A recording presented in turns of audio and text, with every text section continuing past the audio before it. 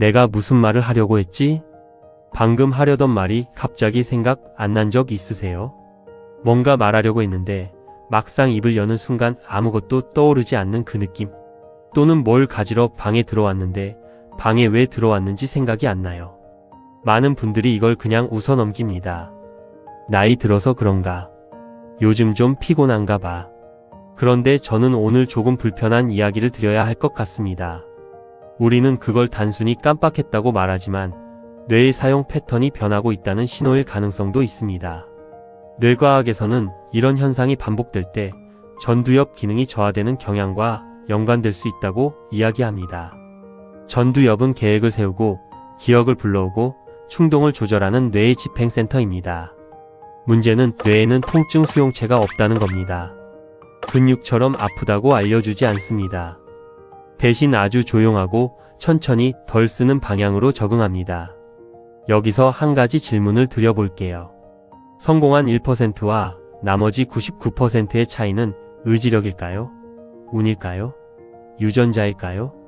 저는 오늘 그 차이가 뇌를 어떻게 쓰고 있느냐와 관련이 있다는 점을 보여드리려 합니다. 학대하느냐가 아니라 훈련하느냐의 차이입니다. 그리고 다행히도 좋은 소식은 지금 이 순간부터도 방향을 바꿀 수 있다는 거예요. 지금 이 영상 끝까지 보시면 뇌 노화를 늦추는 방법 하나는 분명히 가져가실 수 있을 겁니다. 자, 먼저 조금 불편한 현실을 보겠습니다. 우리가 매일 반복하는 행동들이 인지 기능 저하와 연관될 가능성이 있다는 연구들이 있습니다. 세 가지만 짚어볼게요. 첫 번째, 멀티태스킹. 회의하면서 메일 확인하고 밥 먹으면서 유튜브 보고 공부하면서 음악 틀어놓는 것. 우리는 이걸 효율적이라고 부릅니다. 그런데 2009년 스탠퍼드 대학교의 클리포드 나스 연구팀은 멀티태스킹을 자주 하는 집단이 집중력과 정보 선별 능력에서 더 낮은 수행을 보였다고 보고했습니다. 뇌는 두 가지 일을 동시에 처리한다기보다 그냥 빠르게 왔다 갔다 전환할 뿐이에요. 그리고 이 전환이 일어날 때마다 뇌는 에너지를 씁니다. 이걸 전환 비용이라고 합니다. 전환 비용이 누적되면 인지 수행 능력이 일시적으로 저하될 수 있다는 연구 결과도 있습니다. 더 무서운 점은 멀티태스킹을 자주 할수록 오히려 한 가지에 집중하는 능력 자체가 약해진다는 거예요. 뇌가 산만함에 익숙해지도록 스스로를 훈련시키는 셈이니까요. 두 번째, 스마트폰과 도파민 루프. 신경과학자 볼프람 슐츠는 1990년대에 중요한 실험을 했습니다.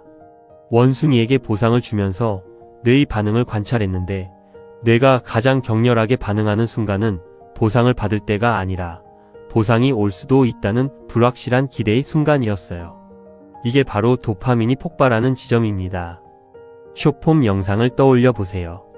스크롤을 내릴 때마다 다음 영상이 뭔지 모릅니다. 재밌을 수도 있고 아닐 수도 있어요. 이 불확실성이 도파민을 분비하는 핵심 부위를 계속 자극합니다. 마치 슬롯머신이나 인형 뽑기처럼요. 그리고 이게 반복되면 뇌는 점점 느리고 깊은 자극에 반응하기 어려워집니다. 책 한 페이지를 읽기가 힘들어지고 30분짜리 강의가 고통스럽게 느껴지기 시작하죠.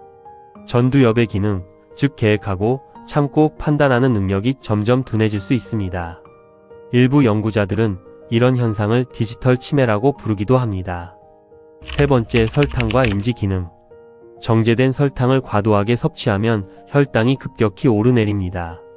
일부 연구에서는 이런 대사 변화가 염증 반응과 연관될 수 있으며 장기적으로 인지 기능과 관련이 있을 가능성이 제기되고 있습니다. 인슐린 저항성이 높아지면 뇌세포도 제대로 된 에너지를 공급받지 못하게 됩니다. 이 상태를 흔히 브레인 포그라고 부릅니다. 생각이 뿌옇게 느껴지고 집중이 안 되고 감정까지 조절하기 어려워지는 그 상태요. 그냥 오늘 컨디션이 안 좋네로 넘기기에는 뇌가 안정적으로 에너지를 쓰지 못하고 있을 수도 있습니다. 여기서 흥미로운 점이 하나 있습니다. 한때는 사람이 태어날 때 가진 뇌세포를 평생 유지하는 것이라고 보는 견해가 우세했습니다. 그래서 나이가 들면 뇌세포는 점점 죽기만 한다고 여겨졌죠. 그런데 지금은 뇌가 생각보다 훨씬 유연하다는 연구 결과들이 보고되고 있습니다. 1949년 캐나다의 심리학자 도널드 헵은 지금도 신경과학의 기초로 불리는 이론을 발표합니다. 함께 발화하는 뉴런은 함께 연결된다. 어떤 행동이나 생각을 반복하면 그 신호를 처리하는 뉴런들 사이의 연결이 점점 더 강해진다는 뜻입니다. 이 원리가 바로 우리가 말하는 신경 가소성의 출발점입니다. 쉽게 말하면 뇌는 쓰는 대로 바뀝니다. 짧은 자극을 반복하면 짧게 반응하는 뇌가 만들어지고 깊은 집중을 반복하면 깊게 사고하는 뇌가 만들어집니다. 실제로 고령층이 새로운 언어를 학습했을 때 뇌 구조 변화가 관찰된 연구들도 보고되어 있습니다. 뇌는 나이와 상관없이 새로운 회로를 만들 수 있습니다. 다만 그냥 두면 바뀌지 않습니다. 우리가 쓰는 만큼만 변합니다. 나는 지금 어떤 뇌를 만들고 있는가? 뇌는 이미 적응 중입니다. 우리가 방향을 정하지 않았을 뿐입니다. 그리고 이게 희망입니다. 늙어가고 있는 게 아니라 지금도 계속 바뀌고 있다는 것. 뇌는 환경에 맞춰 스스로를 재구성합니다. 문제는 환경이고 환경은 우리가 선택할 수 있습니다. 그렇다면 구체적으로 어떻게 해야 할까요? 뇌 노화를 멈추는 방법은 특별한 약도 비싼 영양제도 아닙니다. 연구로 검증된 방법 3가지를 말씀드릴게요. 첫 번째, 휴식. 2013년 신경과학자 메이켄 네더가드 연구팀이 굉장히 중요한 시스템을 발견합니다. 글림파틱 시스템이라고 부르는 뇌만의 폐기물 처리 시스템이에요. 이 시스템은 수면 중 그리고 깊은 휴식 상태에서만 제대로 작동합니다. 이 시스템이 활성화될 때 뇌에서 씻겨 나가는 물질 중 하나가 아밀로이드 베타인데 이게 쌓이면 알츠하이머와 연관이 됩니다. 잠을 못 자거나 쉬지 못하면 뇌에 노폐물이 그대로 쌓입니다. 여기서 멍 때리기가 등장합니다. 스마트폰 없이 창밖을 5분 보는 것, 아무 생각 없이 커피 한 잔을 마시는 것, 뇌의 청소 시간입니다. 두 번째, 운동. BDNF, 뇌 유래 신경영양인자라고 부르는 물질이 있습니다. 뇌세포가 생존과 연결을 돕는 단백질이에요. 1990년대 캘리포니아 대학교의 칼 코트만 교수 연구에서는 유산소 운동이 BDNF 분비와 연관될 수 있다는 결과가 보고되었습니다.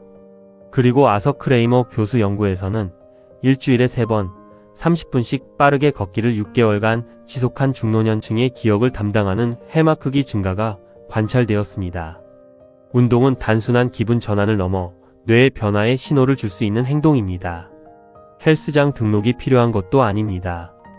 빠른 걸음으로 걷는 것만으로도 충분합니다. 세 번째, 낯선 환경. 뇌과학에서는 이걸 환경 풍부화 전략이라고 부릅니다. 뇌는 익숙한 자극에는 점점 반응을 줄입니다. 같은 길, 같은 패턴, 같은 생각. 예측 가능한 환경에서는 에너지를 최소로 쓰는 쪽으로 적응합니다. 반면 새롭고 낯선 경험을 하면 기저핵과 전두엽이 활성화되면서 새로운 신경회로가 만들어집니다. 방법은 아주 소소해도 됩니다. 안 쓰던 손으로 양치질해 보기. 매일 가던 길 대신 다른 길로 돌아오기. 평소 안 읽던 분야의 책을 펼쳐보기. 이 작은 낯설미, 뇌에게는 새로운 걸 처리해야 한다는 신호가 됩니다. 뇌는 편안함에서는 유지되고 낯섦 속에서 확장됩니다. 그럼 다시 한번 정리해 볼게요. 뇌의 젊음은 나이가 정하는 게 아닙니다. 자극과 휴식의 균형이 결정합니다. 멀티태스킹을 줄이고 스마트폰 도파민 루프에서 조금씩 거리를 두고 충분히 자고 걷고 낯선 경험을 의도적으로 만들어주는 것. 이게 전부입니다. 거창하지 않아요. 거대한 변화 대신 아주 작은 개선을 매일 반복하는 것. 그래서 오늘 딱 하나만 해보면 어떨까요? 이 영상이 끝나는 순간 스마트폰을 내려놓고 1분만 눈을 감아보세요. 아무것도 하지 말고 그냥 숨만 쉬어보세요.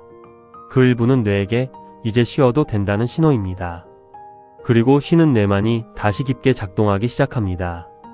그리고 오늘부터 실천할 뇌 깨우기 행동 하나를 댓글에 남겨주세요.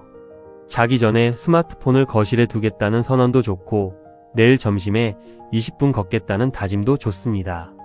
공개적으로 말하면 실행 확률은 올라갑니다. 심리학에서 공개적 선언 효과라고 검증된 방법이에요. 우리는 나이가 들어서 늙는 게 아닙니다. 아무것도 바꾸지 않을 때 그대로 머무를 뿐입니다. 당신의 뇌는 지금 이 순간에도 바뀔 준비가 되어 있습니다. 이런 이야기가 도움이 된다면 구독해 두세요.